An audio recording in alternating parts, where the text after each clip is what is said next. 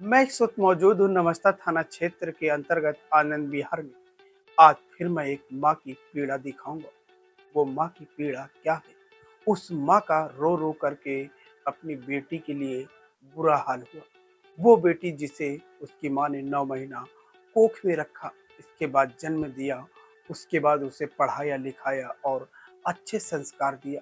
जब उसके एक अच्छे वर के साथ शादी कर दिया तो उन्होंने सोचा कि हमारे कंधों से तो हमारी बेटी का जिम्मेदारी खत्म हो गई। पर उन्हें ये नहीं पता था कि मेरी बेटी का ससुराल तो बस गया है। पर ये नहीं मालूम था, ये नहीं जानकारी थी कि वो मात्र हम लोगों के बीच में, उस परिवार में मात्र वो 4 दिन की ही मेहमान रहेगी। जिस प्रकार से उस माँ को बेटी की खबर सामने आई कि आपकी बेटी इस दुनिया पे नहीं है, तो उस माँ का रो रो कर बुरा हाल हो गया। उस परिवार पर लगातार एक कहर सा टूट गया।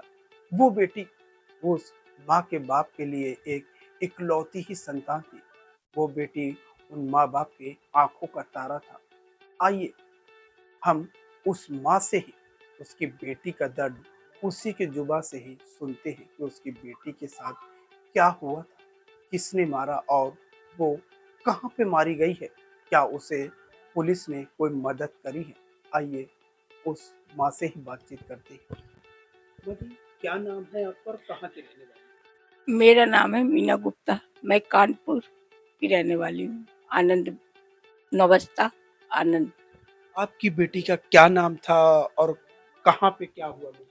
मेरी बेटी का नाम पलक जायसवाल है और मैंने इसकी शादी सूरज कुमार जायसवाल के साथ दिल्ली जगतपुरी में किया था। आपकी बेटी के साथ क्या दास्तां हुई जो आप रो रही हैं?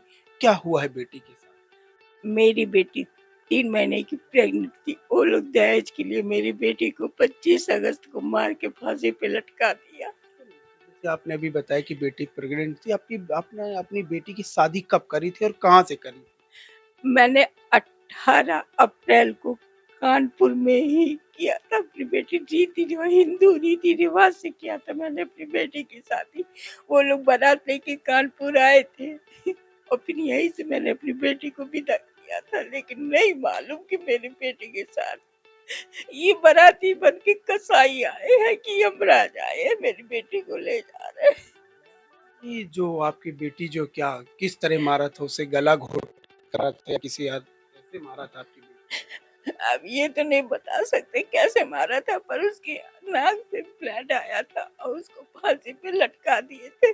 जो मेरी बेटी कभी फांसी नहीं लगा सकती क्योंकि उसके पैर तो जमीन पे थे। 22 साल की लड़की मेरी, वो क्या जाने कि फांसी का फंदा कैसे बनाया जाता। मैंने उसको बीकॉम पढ़ाया, लिखाया, हर कॉलेज से पढ़ाया और नहीं जानते थे मेरी बेटी को। ये एक बात बताइए कि जो आपकी बेटी के साथ इतनी बड़ी दर्दनाक दास्तां हो गई है, बेटी क्या आपको कभी इस तरह बताया है या फिर कोई सुसाइड नोट भी बरामद हुआ पुलिस को? नहीं, बेटी ने हमारी पोजीशन जान के कि पापा प्राइवेट काम करते हैं, कहाँ से क्या करेंगे इसने मुझे कभी नहीं बताया। लेकिन वो अपनी एक पर्सनल डायरी लिखती थी जिसमें उसने सब लिखा और ये पुलिस के हाथ लगी है। पुलिस ने अपने कब्जे में किया हुआ है, उसमें मेरी बेटी ने सब कुछ लिख दिया है। क्या कभी आपको फ़ोन के माध्यम से या व्हाट्सएप के माध्यम से कभी क्या कोई मैसेज या कोई वॉइस क्या आपको कभी ऐसा भेजा बेटी ने आपकी?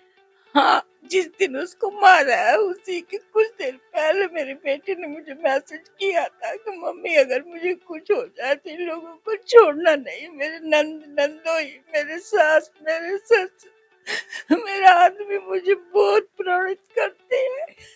ये बताइए जो बेटी के साथ इतनी बड़ी दर्दनाक हादसा हो गया, ये किस थाने के अंतर्गत आता था? अगर आता था जो थाना था, उसकी पुलिस ने क्या कार्रवाई करी आप? ये जगतपुरी थाना आता है, वहाँ का एसएचओ है, इंस्पेक्टर। इन लोगों ने छानबीन किया, इससे मेरी कोई शिकायत नहीं। इन लोगों ने मेरी हेल्प किया, लेकिन मेरे पीएम रिपोर्ट पूरी की पूरी बदल दी है क्योंकि मेरे पीएम रिपोर्ट में कुछ भी नहीं आया। जो मेरी लड़की प्रेग्नेंट थी, नाखूनों में जाली मिली है, नाक में ब्लड था, वो भी नहीं दिखाया है।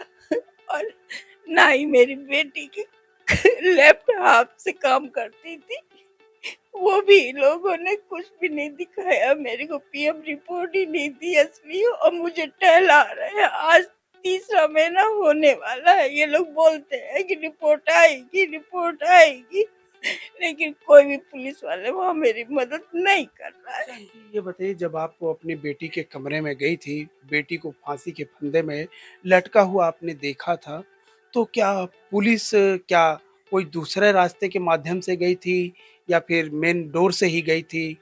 कैसे क्या? पुलिस मेन डोर से गई थी और उनके साथ में फॉरेंसिक टीम भी गई हुई थी, जिन्होंने मेरी बेटी की जहाँ फांसी लगी थी उन लोगों ने सारी वहाँ पे जांचें की, फोटो ली, वहाँ से चूड़ियां उठाई, गमला टूटा था वो उठाया, सारा सामान उठाया। खुद भी वो बोल रहे थे कि लड़की ने सुसाइड नहीं किया, इसका मर्डर किया गया।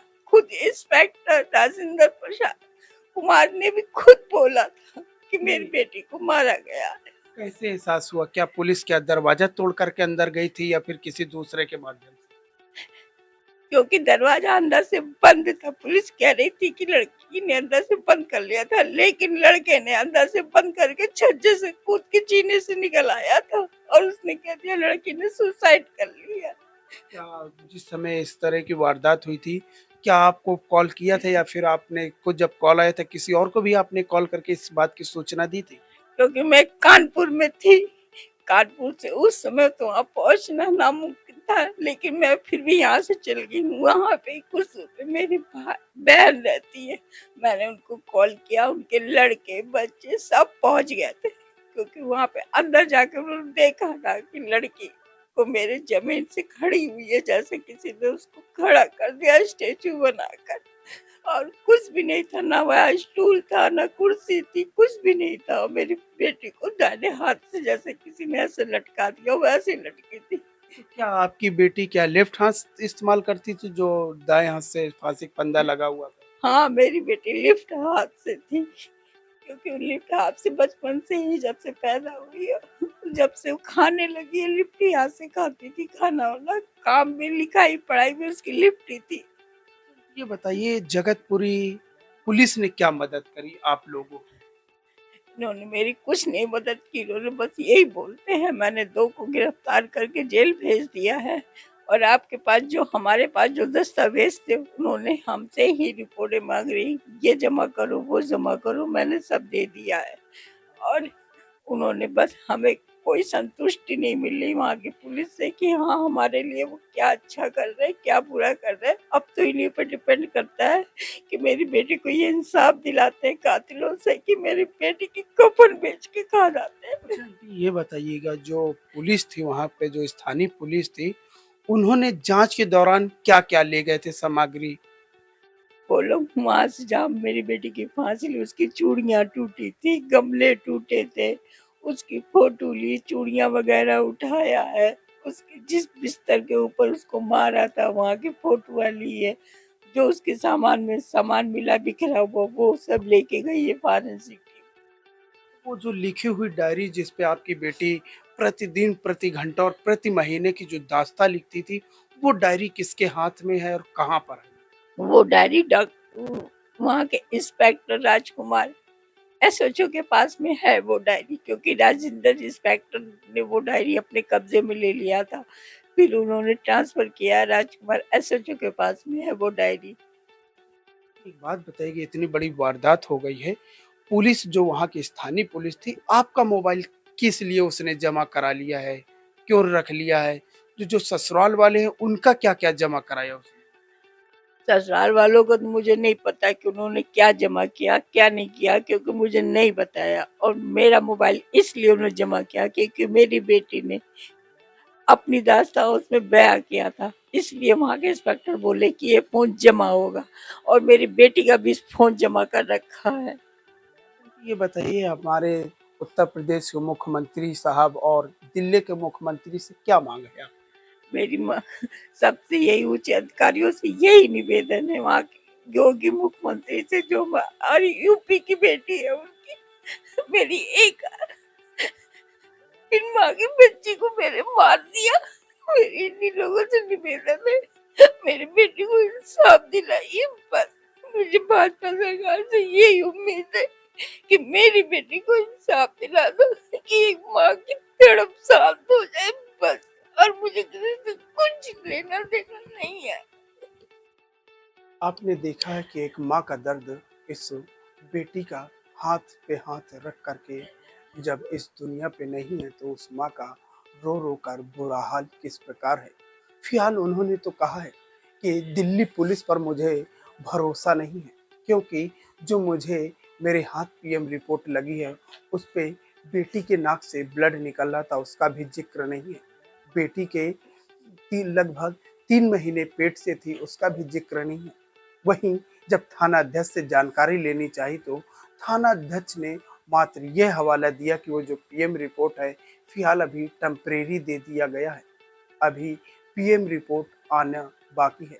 पीड़ित ने वहीं लगातार चीख चीख कर उत्तर प्रदेश के मुख्यमंत्री और दिल्ली के मुख्यमंत्री से मांग कर रही कि मेरी बेटी को इंसाफ मिलेगा या फिर वो दरिंदे ऐसे ही घूमते रहेंगे या फिर दिल्ली पुलिस मेरी बेटी का कफन भी चुरा कर खा जाएंगे। अब देखने और सोचने की बात है, क्या उत्तर प्रदेश की पुलिस और क्या दिल्ली के मुख्यमंत्री क्या इस पीड़ित परिवार को न्याय दिला पाएंगे।